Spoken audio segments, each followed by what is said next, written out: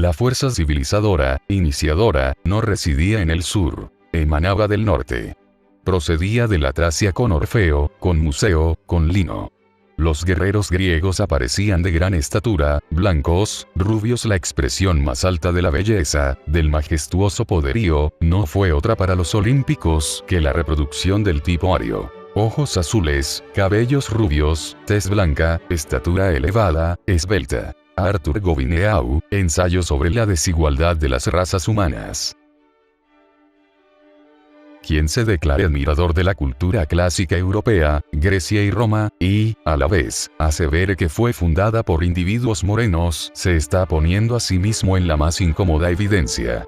Como ya he dicho, si de verdad admirase el mundo clásico, se hubiese molestado en leer sus obras, y de haberlo hecho hubiese comprobado hasta qué punto la sangre nórdica predominaba en las castas dirigentes tanto de Grecia como de Roma, aunque muy especialmente en Grecia. En suma, individuos que van por la vida de ultra admiradores de Grecia / Roma / ambas, se echan basura por encima demostrando no haber leído sus escritos originales. Hay muchas verdades en cuanto a la sangre nórdica y la Hélade, pero puede que la verdad más real, elocuente y aplastante sea que la literatura griega está plagada de referencias al aspecto de los héroes, los dioses, etc., porque los griegos gustaban de adjetivar a todos los personajes y ponerles sobrenombres y epítetos que representaban su presencia. Hasta tal punto llega esta tendencia, que lo realmente difícil es encontrar morenos. En el caso, por ejemplo, de Píndaro, es un auténtico escándalo. No hay ni un personaje que no sea rubio, dorado, blanco de níveos brazos y por tanto semejante a los dioses. La palabra griega para rubio era, xantos amarillo, dorado, rubio.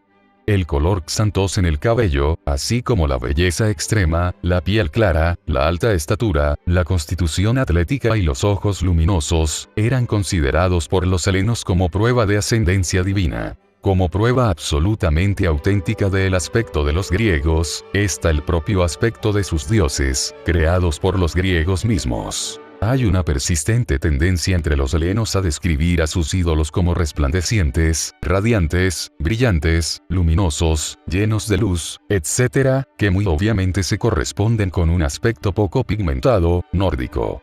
Sin embargo, para ser más directo, omitiré estas citas ambiguas y me centraré en lo concreto, es decir, referencias específicas al color de piel, ojos, cabello, etc., donde ha sido posible, he insertado las obras, capítulos y versos concretos para que cada cual pueda remitirse al pasaje original. Deméter es descrita como la rubia Deméter en la Ilíada, canto B, 500, y el himno a Deméter, y 302, base de los misterios de Eleusis.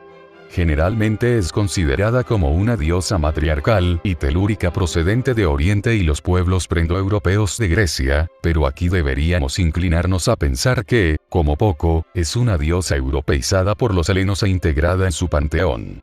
El mismo nombre de Deméter procedería de Dea Mater, diosa madre, y por tanto sería, en cierto modo, la contrapartida de Deus Pater, es decir, Zeus Pater, Deus Piter o Júpiter.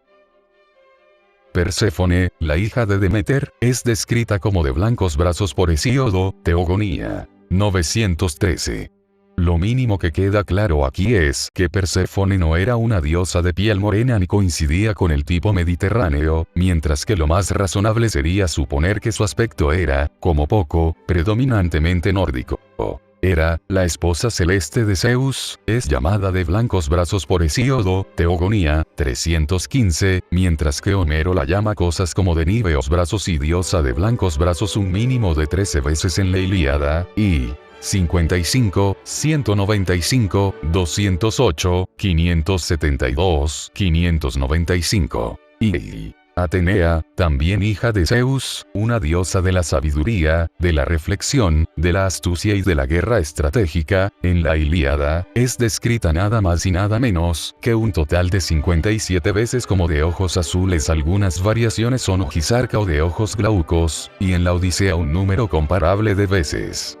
Píndaro se refirió a ella como Xanta en Glaucopis, es decir, rubia y de ojos azules. Hesíodo se contenta con llamarla de ojos glaucos en su Teogonía, 15, 573, 587, 890 y 924, igual que Alceo y Simónides, mientras que el romano Ovidio, en su Metamorfosis, donde narra la perdición de Aracne, llama a la diosa rubia y varonil doncella.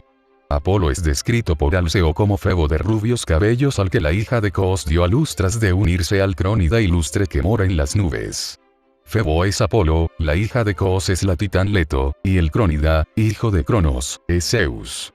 Por otro lado, Alcmán de Esparta, Simónides, Peán Paradelos, 84, y un anónimo, coinciden en llamar a Apolo de áureos cabellos, mientras que otro epíteto suyo, de Góngora, autor español del Renacimiento, pero basado en testimonios literarios clásicos, es archipoeta rubio.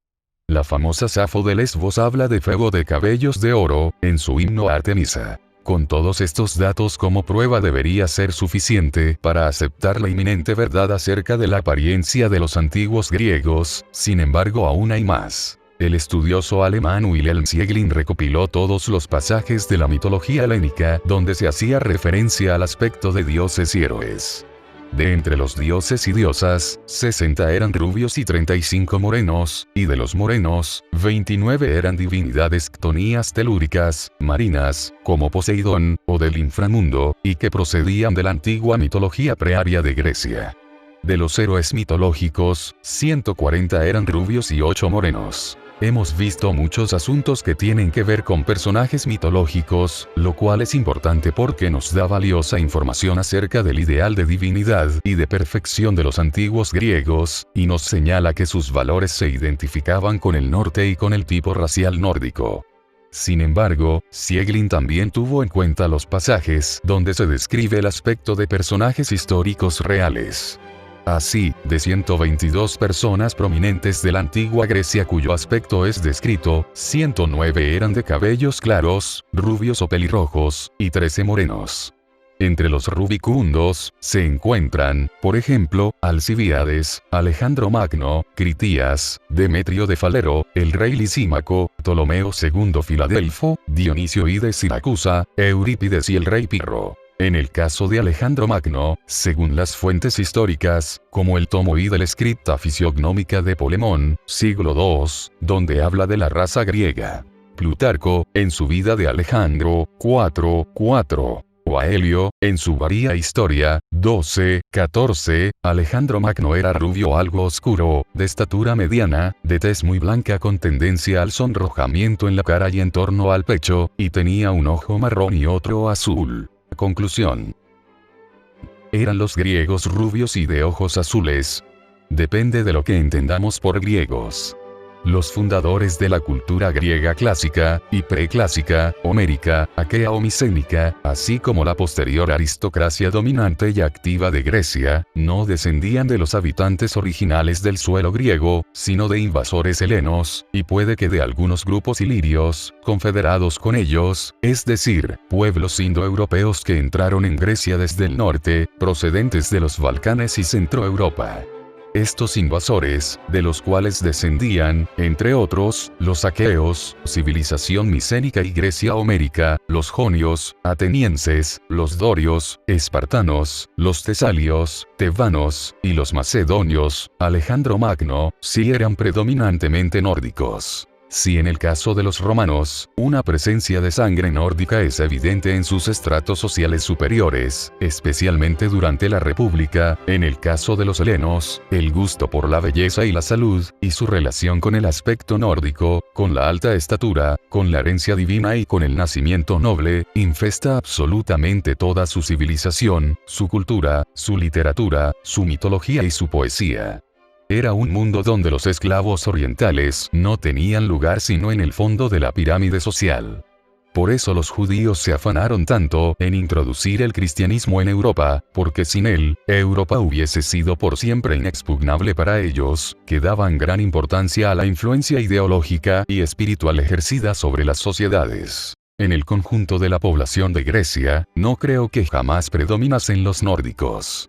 Es posible que llegasen a constituir algo más de un tercio de la población total después de la segunda oleada helénica, la que trajo a los dorios.